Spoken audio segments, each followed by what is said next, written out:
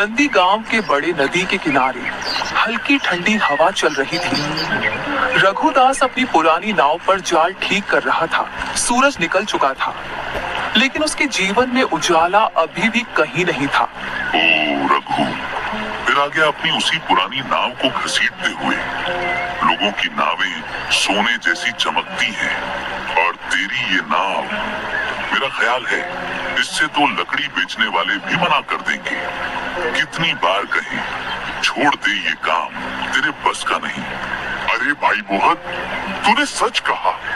ये बेचारा तो नदी का इतना चक्कर लगा चुका है कि खुद नदी भी इसको देखते ही कहता होगा, भाई अब मेरा पेट खाली है, और तुझे तो वैसे भी ऊपर वाले ने खाली भेजा है। न घर में बच्चा, न नाव में मछली। ये सब बोल के दोनों गांव वाले रघु का मजाक उड़ाने लगे। रघु शांत खड़ा था, लेकिन उसकी आंखों के पीछे घुटता हुआ दर्द स्पष्ट दिख रहा था। तुम लोग हंसते हो, ठीक है हंसो, पर कभी सोचा है हर सुबह मैं टूटे सपनों को अपने हाथों में पकड़े नदी पर आता हूँ। नदी की हर लहर से गुजारिश करता हूँ, कृपा कर आज खाली मत भेजना। और जब हाथ खाली रहते हैं तो सिर्फ नाव नहीं, मेरी हिम्मत भी अंदर से टूट जाती है। लेकिन फिर भी अगले दिन उठकर मैं फिर उसी उम्मीद के साथ मेहनत करता हूँ, क्योंकि मेरे पास लड़ने के अलावा कोई रास्ता नहीं। गरीब आदमी के लिए हार मानना भी कोई विकल्प नहीं होता। अरे रघु, हम तो सच बोल रहे हैं। तेरे जैसे बदकिस्मत लोग बदलाव के सपने देखते हैं, पर सपने सिर्फ उन्हीं के पूरे होते हैं जिनके नसीब में लिखा हो। तेरा तो घर भी खाली है। अरे भाई, बच्चे की रोने की आवाज तक नहीं आती वहाँ। ये सुन के रघु बहुत दुखी हो जाता है और वो खाली हाथ ही घर लौट जाता है। लेकिन वो जानता था कि ये दोनों बस उसके दिल को दुखाने के लिए ही ये बोल रहे हैं, क्योंकि ये दोनों रघु से जलते थे। रघु मेहनती और बहुत ईमानदार था, और गांव के कई लोग उसका प्रशंसा भी करते थे। शाम को रघु खाली हाथ लौट आया। कमला मिट्टी के चूल्हे के पास बैठी थी। चूल्हा ठंडा था। आज भी कुछ नहीं मिला ना? बताओ, क्या आज भी हम दोनों रूखी सूखी खाए सोएंगे? कभी कभी सोचती हूँ, हमारा जीवन ऐसा क्यों है? इतनी मेहनत करने पर भी क्यों हमें सिर्फ आंसू मिलते हैं? कमला, अगर मेरे बस में होता ना तो मैं तेरे कदमों में दुनिया की सारी खुशियां रख देता। पर हर दिन जब मैं तुझे खाली रसोई में बैठा देखता हूँ तो ऐसा लगता है जैसे किसी ने मेरे दिल में चाकू घोंप दिया हो। मुझे दर्द खाना ना मिलने से नहीं, तेरे आंसू देखने से होता है। मुझे डर इस बात का नहीं कि मैं गरीबी से लड़ते लड़ते मर जाऊंगा, बल्कि इस बात का है कि तुझे तकलीफ ना हो। लेकिन फिर भी वही हो रहा है। लोगों के ताने मुझे मार डालते हैं। जब वे मुझे बांझ कहते हैं, ऐसा लगता है जैसे मेरे सीने में कोई पत्थर रख दिया गया हो। मैं भगवान से रोज प्रार्थना करती हूँ, एक बच्चा दे दे, बस एक, चाहे मेरा जीवन ले ले। लेकिन शायद भगवान भी मुझसे नाराज है। कभी कभी लगता है मैं ही आपकी बदकिस्मती हूँ। अगर मैं ना होती तो शायद आपकी जिंदगी बेहतर होती। ये सुन के रघु को और भी दुख हुआ और बोला, ऐसी बात मत कहो कमला, तुम मेरी जिंदगी की सबसे कीमती चीज हो। दुनिया बच्चा होने को सौभाग्य कहती है, पर मेरे लिए सौभाग्य तुम हो।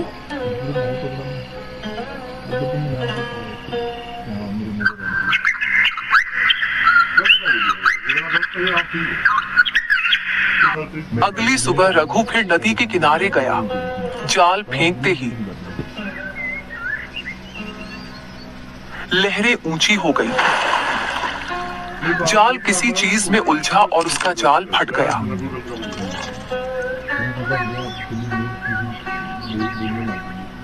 क्यों भगवान? कितना और लूटेगा मुझे? कितना और परीक्षा लेगा? मैंने कोई पाप नहीं किया, किसी का नुकसान नहीं किया, फिर भी क्यों हर बार मेरी मेहनत को ऐसे काट देता है? जाल के फटने से रघु उस दिन बहुत निराश हुआ, और निराशा और दुख से वो घर चला आया।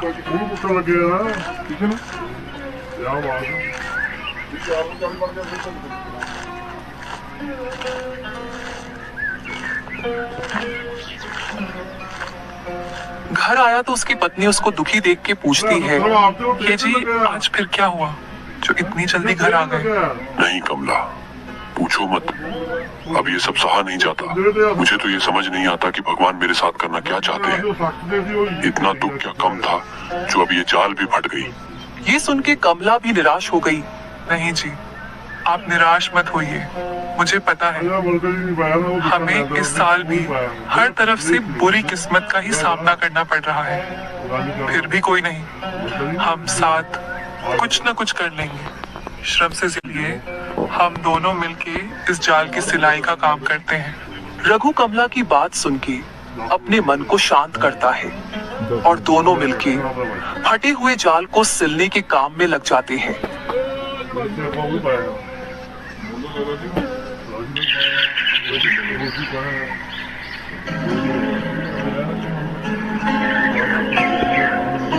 अगले दिन वो सुबह सुबह ही नदी के किनारे चला गया और आज वो एक दूसरे किनारे गया था जो कि जंगल से होके जाना पड़ता है। हे भगवान, आज मेहनत का फल देना।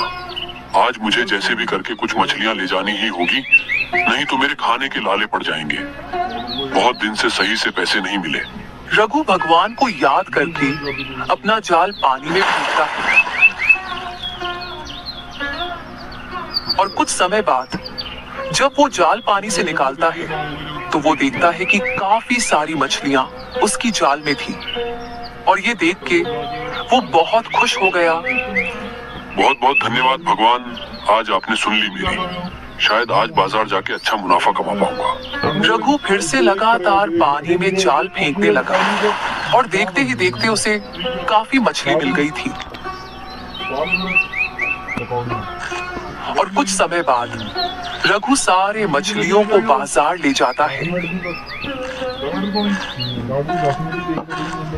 दोपहर की धूप बाजार की गीली मिट्टी पर पड़ रही थी।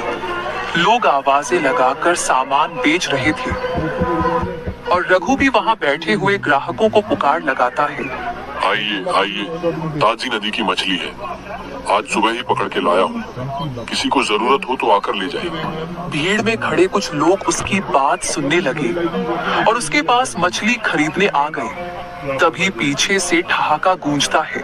ओ देखो देखो, किस्मत वाला रघु आ गया। कहा था ना सबको, कभी ना कभी ये भी आएगा बाजार अपनी किस्मत बेचने। रघु, तू मछली बेचेगा? भाइयों जरा पास आओ। उसके पास जाके कुछ नहीं मिलेगा। वो ऐसी मछली लाया है जैसे गटर से निकाल कर आया हो। किसी को खरीदनी है? लेना चाहो तो लो, लेकिन कल तक तबीयत खराब हो सकती है। भाई मोहन, भाई बशीर, मैं तुम दोनों से लड़ने नहीं आया, ना तुम्हारा बाजार छीनने आया हूँ। मैं तो बस मेरे घर की रोजी रोटी के लिए आया हूँ। और हाँ भाइयों, अगर मेरी मछली खराब लगे मत खरीदो, लेकिन इनकी बात मत सुनो। पहले आप लोग देख लो मछली कैसी है। तू अपने आप को बहुत बेचारा दिखाता है रघु, लेकिन सुन, ये बाजार दया का घर नहीं है। अगर पेट भरना है तो ताकत दिखा, रोने से व्यापार नहीं चलता। और सुनो सब, जो भी यह मछली खरीद कर ले जाएगा उसका पेट पूरा हफ्ता खराब रहेगा। इसे कभी भी नदी में मछलियां नहीं मिलती, ना ही इसमें मछली पकड़ने का क्षमता है। भाई रहने दो, सच में बदबू है शायद। मोहन और बशीर भैया गलत नहीं कहते कभी, चलो उनसे ही लेते। रघु, तेरे बस की बात नहीं, काम छोड़ मजदूरी कर ले, वही ठीक रहेगा तेरे लिए। रघु की पर वो चुप रहा। सारे ग्राहक मोहन और बशीर से मछली खरीद के वहां से चले जाते हैं और रघु बेचारा एक उम्मीद में शाम तक वहीं बैठा रहता है, लेकिन उसकी कोई भी मछली नहीं बिकी। वो बहुत निराश हुआ और कुछ समय बाद सब कुछ समेट के अपनी मछलियां लेके घर चला जाता है। शाम उतर चुकी थी। घर पहुंचा। कमला की आंखें उम्मीद से भरी थीं। दरवाजा खुला। कमला आई, लेकिन उसकी मुस्कान पल भर में टूट गई। आप मछलियां घर ले आए, कुछ भी नहीं बिका क्या? आज तो बहुत सारे मछलियां मिले आपको, तो क्यों नहीं बेचा आपने? रघु चुप था। उसने बस सिर हिलाया और टोकरी जमीन पर रख दी।